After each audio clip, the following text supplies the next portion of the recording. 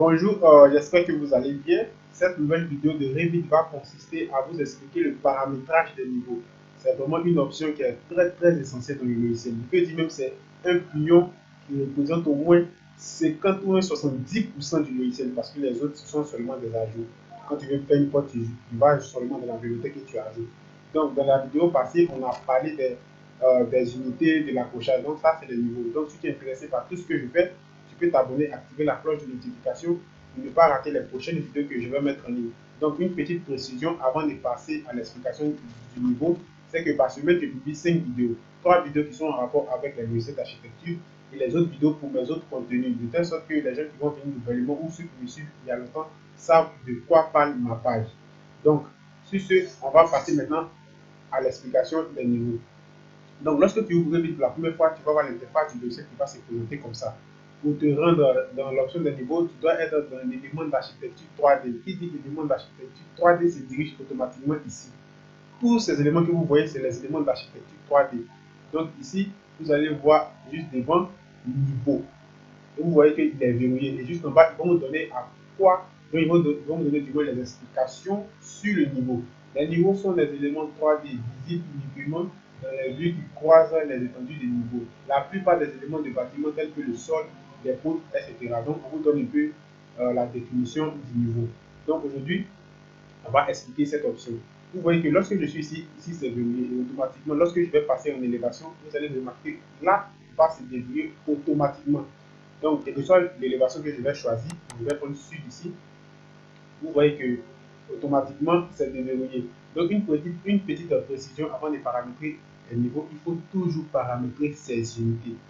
Voilà, n'oubliez jamais ça. Il faut toujours paramétrer ces unités. Ici, moi, je travaille en centimètres. Donc, vous voyez qu'ici, il y a 300, il y a 600. Donc, par exemple, le premier élément que j'ai voulu vous expliquer ici, c'est au niveau des noms. On peut modifier les noms, c'est-à-dire on peut renommer. C'est-à-dire ici, au lieu de fondation, tu peux taper autre chose. Je vais faire un exemple ici. Vous allez voir, par exemple, je vais mettre, vous allez voir que je passe, je mets N, qui signifie niveau NI. Vous allez voir qu'automatiquement, il va prendre le nom NI. Donc, vous pouvez renommer les noms de vos niveaux que vous réalisez. Et ça, c'est en fonction de votre projet, c'est en fonction de vous-même. Donc, comme je l'ai dit, la vidéo consiste seulement à vous expliquer au niveau des paramétrages des niveaux. Supposons que tu veux réaliser une fondation. Alors, on a une fondation ici. Supposons que tu veux réaliser ici, fondation niveau inférieur. Donc, ici, je vais mettre D, qui signifie niveau d'entrée. Et je vais fermer comme ça. Donc, supposons que tu veux réaliser une fondation qui a une profondeur, par exemple, de 1 mètre de hauteur. Donc, ici, moi, je vais taper, par exemple, moins 400. Attendez, je vais revenir, je pense que moins 400, c'est parti, je fais trop. Quand c'est comme ça, généralement, quand vous voyez ça, vérifiez toujours vos unités. Peut-être qu'il y a eu un déplacement, vous ne savez pas. Voilà, une centimètre, normalement, ça devrait passer. Voilà, je vais fermer. Je vais revenir encore ici. Attendez, je vais taper, par exemple, moins 300, par exemple. Donc, lorsque je tape moins 300, vous voyez qu'automatiquement, mon niveau va se décaler jusqu'à moins 300. Moins 300, c'est moins 3 mètres. Donc, je vais mettre 4, par exemple. Quand je mets 4, il disparaît. Ça, c'est tout au niveau du graphique. Donc, je vais revenir. On va rester à moins 300. Donc, vous voyez que lorsque je tape moins 300, automatiquement, le niveau au niveau de la fondation va descendre. Ici, je vais taper, par exemple, moins 200. On va voir qu'on puisse comprendre ensemble. Voilà, ici j'ai tapé moins 300, de l'autre côté j'ai tapé moins 200. Donc vous voyez que dans l'intervalle qui va se trouver juste ici, si je dois réaliser un mur, mon mur aura une hauteur de 1 mètre. Allez, de ma fondation jusqu'au niveau inférieur, on aura 1 mètre. Maintenant ici va être le niveau 0. Pourquoi? Parce que là, nous sommes encore sur le nombre négatif. Donc ici, si je mets 0, j'appuie.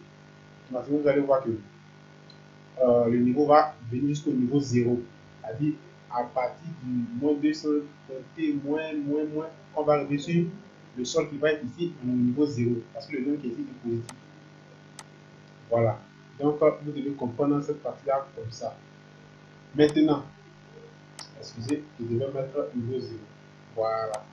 Maintenant, tu veux réaliser un mur entre la fondation et le niveau inférieur. Pourquoi? Il faut toujours bien paramétrer les niveaux. Je vais toujours insister là-dessus. vous allez voir que le mur que je vais réaliser ici va rester dans l'intervalle qui est ici. Mais avant, pour que ça reste dans l'intervalle, vous devez bien préciser ça au niveau des paramétrages des murs. Donc je vais me diriger dans le mur ici, je vais appuyer, je vais venir en fondation, excusez, je vais appuyer. Et ici, vous devez dire que votre mur qui va venir ici, vous allez comprendre, de la fondation jusqu'au niveau inférieur. Donc, mon mur que je vais réaliser, qui de la fondation jusqu'au niveau inférieur. Et qu'est-ce que vous allez remarquer? Automatiquement, la hauteur ici va changer. Vous allez voir ici 100, qui signifie 1 mètre de hauteur. Ici, comme nous avons en centimètres, c'est pourquoi c'est 100. Automatiquement, ça va changer. Et lorsque je vais réaliser un mur ici, vous allez comprendre, on va prendre un mur quelconque, un petit mur, on va venir ici et paf. Lorsqu'on va passer en 3D, voilà le mur qui se comporte de telle sorte. Le mur va ressembler par exemple à quelque chose comme ça. C'est-à-dire que vous allez réaliser votre fouille, vous allez finir de couler votre béton de propriété. Pour faire la fondation, vous allez réaliser des murs. Ici, j'allais mieux vous expliquer, lorsque j'allais vous expliquer au niveau des surfaces topographiques. Et ça, on va voir ça devant. Et vous allez faire sortir votre mur de fondation. On va partir maintenant en élévation. Est-ce que vous remarquez ici? Mon mur quitte de la fondation jusqu'au niveau inférieur. Vous voyez que le mur respecte l'intervalle. Pourquoi? Parce que je l'ai bien précisé ici. Je vais revenir ici. Voilà, j'ai bien précisé l'élément ici. C'est-à-dire mon mur quitte de la contrainte inférieure jusqu'à la contrainte supérieure. Et la contrainte inférieure, c'est fondation. La contrainte supérieure, c'est niveau inférieur. Vous devez toujours préciser ça comme ça dans Revit. Parce que vous êtes en train de travailler, vous ne pas vous tromper. Donc, vous allez voir que maintenant, le mur a été bel et bien réalisé. On va venir ici. Voilà.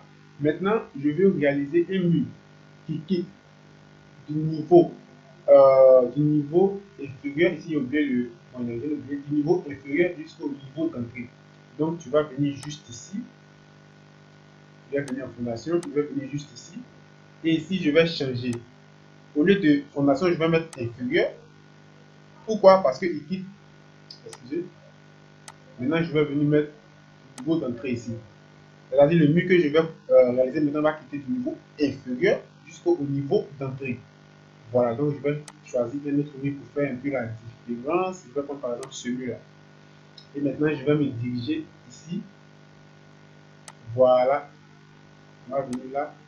Je vais venir ici. Je vais venir là. Et là. Et je vais appuyer un peu. Automatiquement, lorsque je vais me diriger au niveau de la vue, ici, vous voyez que ça ne respecte rien. Parce que, comme je l'ai dit depuis le début de la vidéo, la vidéo consiste seulement à vous expliquer. Quand on va arriver au niveau des paramétrages des murs, je vais vous expliquer encore. Donc, on va prendre le temps d'expliquer chaque option au fur et à mesure qu'on avance. Voilà le mur de formation. Voilà l'autre mur qui quitte du niveau inférieur jusqu'au niveau d'entrée.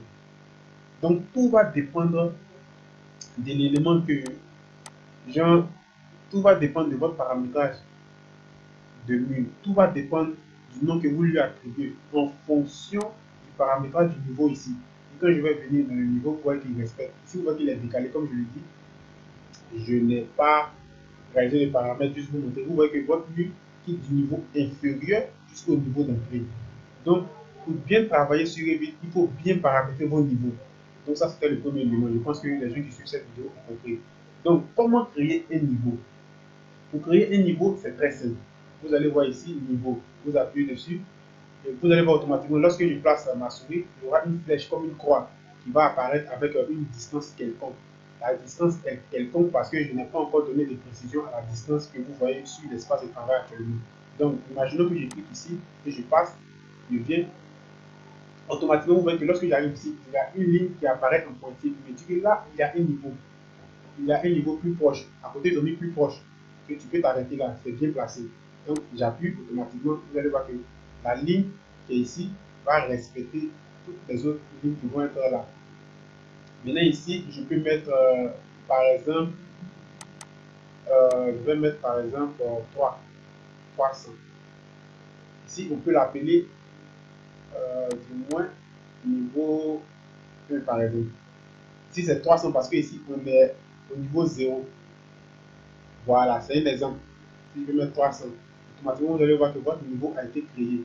Maintenant, qu'est-ce que vous devez remarquer? Si vous voyez que la ligne avec les autres lignes n'ont pas les mêmes longueurs, donc tu vais tout simplement dedans et puis tu tires. tout simplement venir placer ça pour qu'elle respecte les autres longueurs. Voilà. Et vous allez voir que automatiquement les autres longueurs sont bel et bien respectées. Donc si tu veux créer des niveaux, tu fais toujours la même méthode. Vous voyez que tu viens ici, soit dans l'architecture, tu viens créer, ou bien soit tu viens cliquer sur le niveau, clic droit et tu viens copier à l'identique. Tu cliques dessus, vous allez voir que ça va répéter encore la même action au fur et à mesure que vous allez avancer. Donc le plus important, lorsque vous travaillez avec Revit, paramétrez vos niveaux de manière exceptionnelle pour ne pas vous tromper. Lorsque vous allez réaliser des plans en élévation, tout va dépendre du paramétrage du niveau. Parce que c'est un élément qui est très important dans le logiciel. Supposons que je vais réaliser maintenant une dalle. Je vais mettre ici une dalle. Vous voyez que la dalle ici, ils ont mis fondation. Donc, je vais mettre au niveau inférieur. Donc, la dalle que je vais réaliser va être au niveau inférieur. Je vais prendre ça. Je vais réaliser une dalle quelconque.